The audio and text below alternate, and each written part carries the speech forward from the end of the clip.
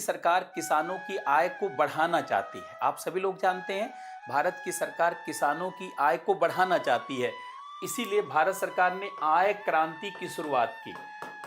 आय क्रांति, income revolution कब शुरू हुआ? इनकम रेवोल्यूशन, आय क्रांति की शुरुआत 2017 में हुई। जैसे हरित क्रांति, श्वेत क्रांति, नीली क्रांति, green revolution, white revolution, blue revolution, ये सब कृषि उत्पादन की क्रांति थी। लेकिन आय क्रांति किसानों की आय को दुगना करने की क्रांति है। ये डॉक्टर अशोक दलवई समिति के सिफारिश पर, ये डॉक्टर अशोक दलवई समिति के सिफारिश पर शुरू की गई है आय क्रांति, इनकम रेवोल्यूशन। इसमें आप जानते हैं किसानों की आय को दुगना करने, इसमें किसानों की आय को दुगना करने, इसीलिए इसका नाम, दूसरा नाम क्या है? DFI, doubling farmer income. किसानों की आय को दुगना करना, किसानों की आय को दुगना करना, किसानों की आय को दुगना करना, इसीलिए इसको DFI भी कहा जाता, आय क्रांति को।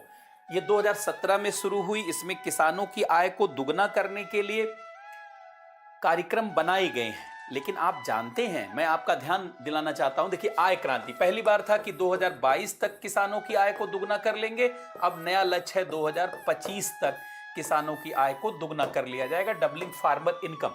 कोरोना के नाते 2022 तक वाला जो लक्ष्य है वो पूरा नहीं हो पाया है, कृषि में उतना ज़्यादा बदलाव नहीं हो पाया। लेकिन अब सरकार ने दोबारा लक्ष्य रखा है कि 2025 तक किसानों की आय को दुगना करेंगे। लेकिन मैं आपको ध्यान दिलाना चाहता हूं कि डबलिंग फार्मर इनकम या इनकम रेवोल्यूशन जिसके लिए सरकार प्रयास कर रही है, आय क्रांति, कृषि में आय क्रांति, ये जानते हैं कृषि में आय क्रांति है। कृषि में आय क्रांति कब शुरू हुई? कृषि में आय क्रांति आप सभी लोग जान गए 2017 में। लेकिन ध्यान से सुने, कृषि में आय क्रांति कब होगी? किसानों की आय कैसे बढ़ेगी? जब किसान अन्नदाता के बजाय ऊर्जादाता होगा। भाई किसानों की आय को कैसे बढ़ाया जा सकता? किसानों की आय को सिर्फ फसल उत्पादन बढ़ा करके, कृषि का उत्पादन बढ़ा करके नहीं बढ़ाया जा सकता। अर्थात किसान अगर अन्नदाता होगा तो किसानों की आय नहीं बढ़ेगी, बल्कि किसान अन्नदाता के साथ जब ऊर्जादाता होगा तभी किसानों की आय को बढ़ाया जा सकता है। इसका मतलब किसान को, ध्यान से सुनेंगे, इसका मतलब किसान को अन्नदाता के साथ ऊर्जादाता बनाया जाए। अन्नदाता के साथ क्या बनाया जाए? बोलिए, ऊर्जादाता बनाया जाए।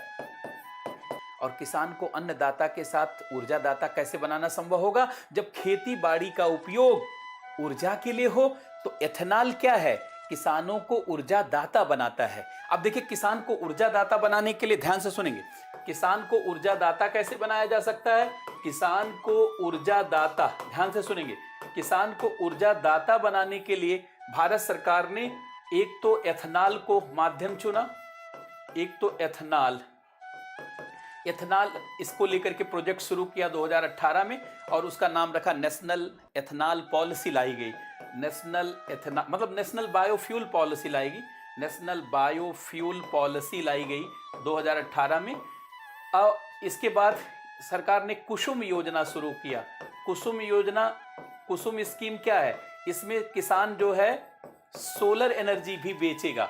और तीसरा आप सभी लोग जानते हैं, गोवर्धन स्कीम शुरू की गई, गोवर्धन योजना। ये देखिए, गोवर्धन क्या है? ये बायोगैस की योजना है। और बायोगैस मैंने बता दिया मीथेन होती है। और ये जो है सोलर एनर्जी की योजना है, और ये जो नेशनल बायोफ्यूल पॉलिसी है, ये एथेनॉल बनाने की पॉलिसी, ध्यान से सुनेंगे, ये एथेनॉल बनाने की पॉलिसी है। ये जो नेशनल बायोफ्यूल पॉलिसी है, ध्यान से सुनेंगे, ये नेशनल बायोफ्यूल पॉलिसी 2018, ये भारत सरकार की है। राष्ट्रीय जैव ईंधन नीति, ये बीपीएससी में सवाल पूछा जा सकता है। ये भारत सरकार ने बनाया 2018 में, लेकिन इसके अंदर एथेनॉल को लेकर के पहली पॉलिसी बनाने वाला राज्य बिहार देश का पहला राज्य है।